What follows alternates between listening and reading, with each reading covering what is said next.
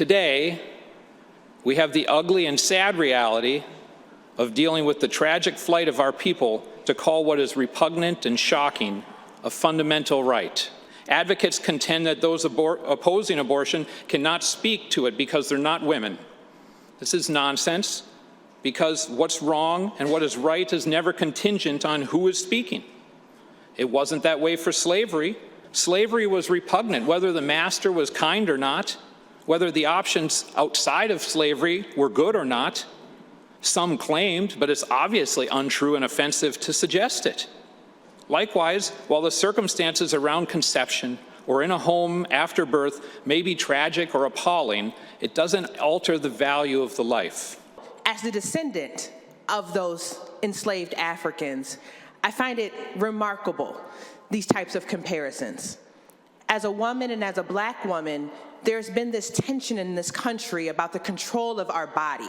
We will denounce these comparisons to the American slave trade and do what women all over this state and country want us to do, which to declare the control of our own bodies. So I'll be enthusiastically voting yes.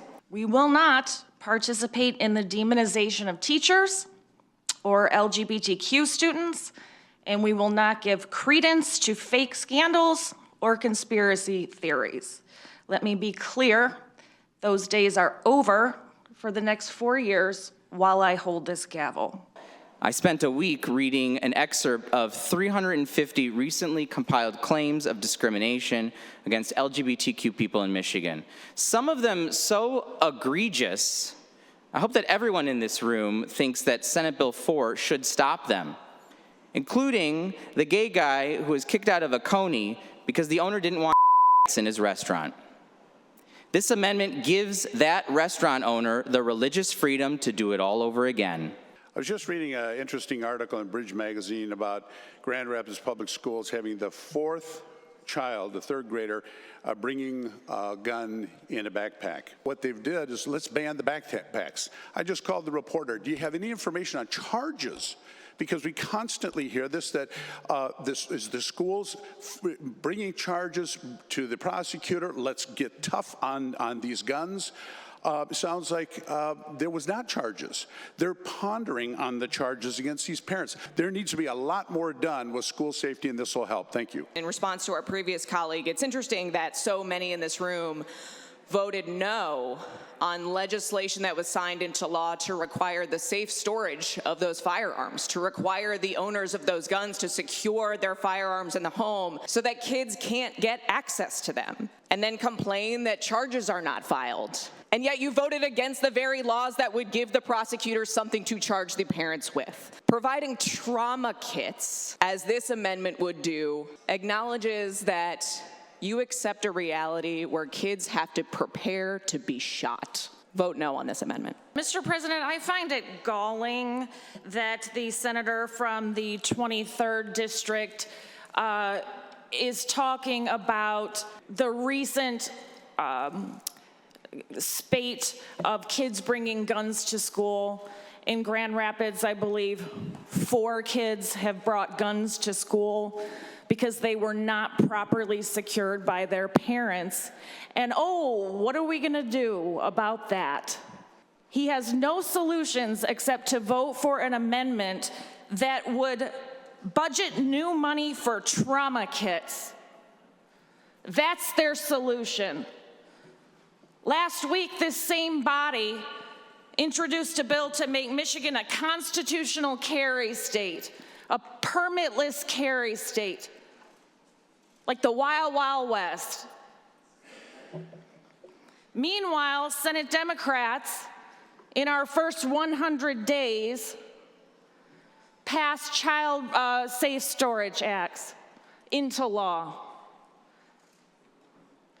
And because they weren't given immediate effect by my colleagues from across the aisle, they won't take effect immediately.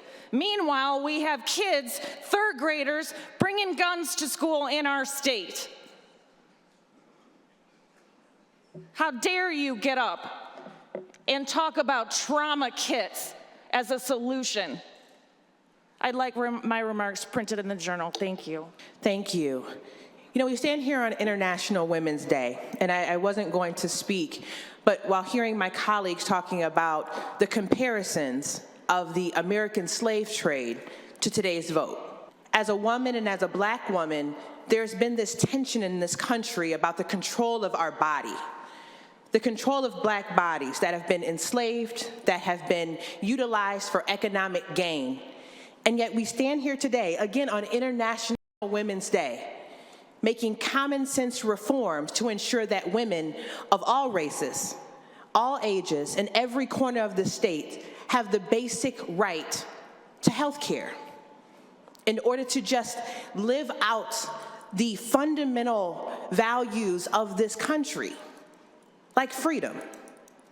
And so again, while I listen and take notes of these comparisons to our darkest chapters of our country, I'm reminded of this beautiful day in history, that the voters made their intentions clear, that this record number of women in this chamber will probably make their intentions quite clear, that we stand behind the principles of freedom. You know, welcome to our first organizational, this is going to be an organizational meeting only. 5 years ago, I was thinking back at this time around 1:30, I would be teaching my 7th hour class. If you would have told me 5 years ago that I would be the chairwoman of this important committee, I wouldn't have believed you. But here we are, and we're at the first education committee hearing for the 102nd legislature, and I could not be more thrilled and honored to be here. I'd like to take a minute to outline my vision for this committee, as committee is the first stop on the path for a bill to become a law. At this stop, we are going to listen to educators first. At this stop, we're going to include bona fide educational research in our decision-making. At this stop, we will seek to undo legislation that doesn't work and move new legislation that the educational community wants. At this stop, we will not participate in the demonization of teachers or LGBTQ students, and we will not give credence to fake scandals or conspiracy theories. First, I want to say, I wholly reject that this bill promotes, quote, as was mentioned, hostility to people of faith, or that it pits religious people against LGBTQ people. We should not be forced to do things against our will that violate our religious faith. We should all be able to agree that the state should never be able to discriminate against religious conscience. I offer this amendment to, 1, build a bridge to real inclusiveness in Michigan. 2, to stop any hostility towards people of faith. And 3, to bring Michigan in line with other states and their clearly stated protections for religious observation. I am a gay person with sincerely held religious beliefs. There is no conflict between my sexual orientation and my religion. I'm saddened that there is in your religion, but you have that right in this country to practice that. All of us with sincerely held religious beliefs have long been protected within our respective religious institutions, and Elliott Larson does not disrupt that. Religion itself is a protected class in Elliott Larson, but the act cannot compel clergy at a church or a mosque to marry a Jewish couple. Marital status is a protected class in Elliott Larson, but the act cannot compel a Catholic priest to marry someone who's been previously divorced. This amendment, however, allows anyone to deny any good or service available in an open market to any person, to fire them or evict them, as long as their religious orientation or identity is the reason. But if you go down that route with this amendment, you're going to find a lot more issues than just with LGBTQ people. Sex is a protected class in Elliott Larson. But the book of Numbers says women cannot be counted in a census. It says their husbands and fathers can overturn any vow or oath that they take. Are you prepared to provide that religious exemption in this amendment to exclude women from full utilization of services in the state of Michigan? Weight is a protected class in Elliott Larson. But Leviticus kosher laws are clear about certain kind of fats and animals that cannot be consumed. Imagine if I went after pork eaters the way that you go after gay people. It's a choice. It's a lifestyle. Some of you look like pork eaters. This amendment provides me with the religious exemption to hire and fire and evict based on how I perceive your weight. You can take any protected class in this act and find a religious text, not just from the Old Testament, for someone to use even out of context to discriminate against others. And clearly, some of you still want to use one verse in Leviticus to discriminate against LGBTQ people. But if you are truly sincere, a true sincere adherent to Leviticus, and you let it define how you treat other people, let it instead be the verse that Rabbi Akiva, the ancient Jewish scholar and chief of the sages, said was the greatest principle of the Torah. Ve'ahavta l'recha kamocha. Love thy neighbor as thyself. That it is forbidden to do to others what you would not want done to yourself. Treat others how you'd want to be treated. I studied the Torah in Hebrew school. You're not going to challenge me on the Old Testament. Just the fact that some of you can forget that simple principle, that's what some might call sacrilegious. I urge a no vote, and I request my remarks be printed in the journal. Without objection, so ordered. My mom taught me at a very young age that Christianity and faith was about being part of a community, about recognizing our privilege and blessings and doing what we can to be of service to others, especially people who are marginalized, targeted, and who had less, often unfairly. I learned that service was far more important than performative nonsense like being seen in the same pew every Sunday or writing Christian in your Twitter bio and using that as a shield to target and marginalize already marginalized people.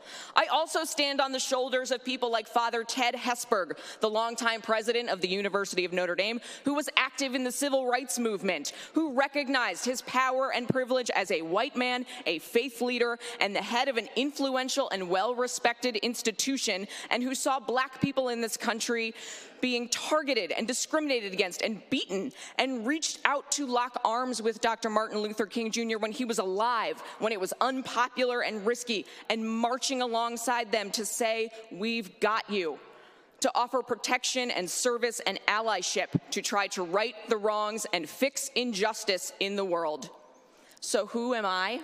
I am a straight, white, Christian, married, suburban mom who knows that the very notion that learning about slavery or redlining or systemic racism somehow means that children are being taught to feel bad or hate themselves because they are white is absolute nonsense. No child alive today is responsible for slavery. No one in this room is responsible for slavery.